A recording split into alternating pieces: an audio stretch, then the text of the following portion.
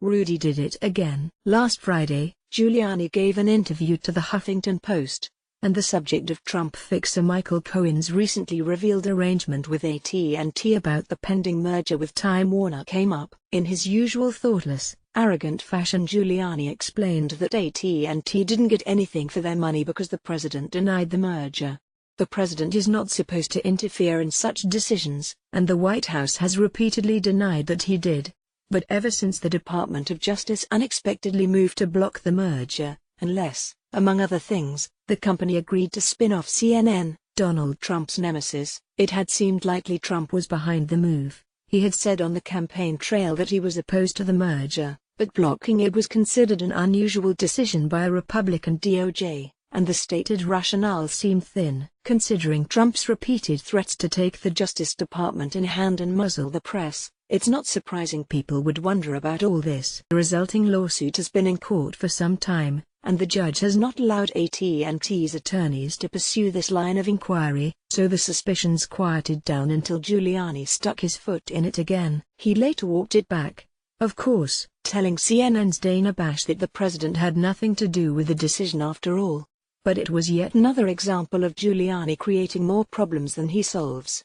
Not that he's shutting up, mind you. In fact, he telegraphed the Trump team's plans to make a little fuss this coming week over the length of the Mueller investigation as it approaches the one-year mark. They had already trotted out the talking point last week when Vice President Mike Pence sat down for an interview with Andrea Mitchell and put on his patented pained expression and sanctimoniously declared it was time to wrap it up, reminding everyone of another sanctimonious phony who served as VP and later president. Morning Joe put together clip of Pence using Nixon's old talking points to call for end of Mueller investigation.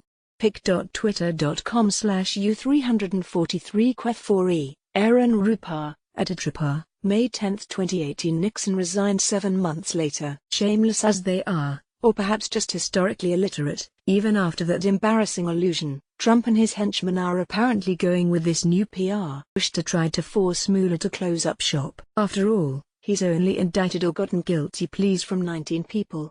If the man can't finish an investigation that runs from New York to Moscow into a possible criminal conspiracy to upend American democracy in a year, there's obviously nothing there. According to the Washington Post, the administration is going on a war footing or, as Giuliani put it, we've gone from defense to offense. What that evidently means is a new push in the campaign of character assassination against Mueller himself. Trump's angry denunciations of the FBI, the DOJ and the special counsel have already had an effect. According to a New Economist/YouGov poll, 75% of Republicans now agree that the Mueller investigation is a witch hunt. Only 13% of the GOP believe it's legitimate. An alarming 61% of Republicans and 25% of independents believe the FBI is framing Donald Trump. Only 17% of GOP voters disagree with that. This is a testament to the efficacy of Trump's constant repetition on Twitter and television of mantras like witch hunt and no collusion. Those have had their effect, particularly as they are echoed by Fox News and Talk Radio. New book, a must-read. The Russia Hoax, the illicit scheme to clear Hillary Clinton and frame Donald Trump by the brilliant Fox News legal analyst Greg Jarrett. A sad chapter for law enforcement. A rigged system. Donald J. Trump, @RealDonaldTrump, May 2, 2018. The President of the United States has managed to convince tens of millions of Republicans that he's being set up by his own Justice Department, that would seem to run counter to everything they have previously believed, until you realize that his victimization at the hands of big government fits neatly into the well-worn grooves of the conservative movement's narrative about itself. Nobody knows the troubles they've seen. Only 34% of Republicans believe that Trump should fire Mueller, while another 34% say he shouldn't, with the rest unsure. It's not exactly a ringing endorsement, but it suggests that Trump still has some work to do if he's planning to take steps to end the investigation. It has become an article of faith among the political class that the country doesn't care about any of this and that Trump and his problems are just a fetish inside the Beltway and among the political media. Speaker Paul Ryan spoke to a group in Wisconsin over the weekend and insisted that nobody cares about the Trump scandals. Whether I'm running around southern Wisconsin or America, nobody is talking about Stormy Daniels. Nobody is talking about Russia. They're talking about their lives and their problems. They're talking about their communities. They're talking about jobs. They're talking about the economy. They're talking about national security. This refrain is picking up speed on both sides of the aisle as the midterms approach. You would think that would motivate the White House and people around President Trump to try to calm the waters and tout their alleged accomplishments, rather than going on a war footing over the Russia investigation. After all, they seem to have convinced their base that the whole thing is a hoax. But the Washington Post quoted former Trump legal advisor Mark Corallo saying, "I don't see any downside at this point for the president and his team to make a full-throated public defense of their situation.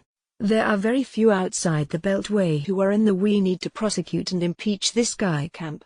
That sounds like wishful thinking. If the turnout in special elections over the past few months is any indication, Trump fighting back does have a galvanizing effect on the Democrats. In this polarized political world, for every member of the base he thrills with his tweeted war cries, there's a member of the Democratic base having exactly the opposite reaction. Trump's new war footing will likely raise their already high enthusiasm for winning back the Congress. Donald Trump has an instinct for what his voters want to hear from him, and he knows how to deliver it the way they want it. His weakness is that he thinks everyone else agrees with him, and it's just that the system is rigged and the media is dishonest. He believes the whole country, not just his base, deep down loves him. That's a very big blind spot.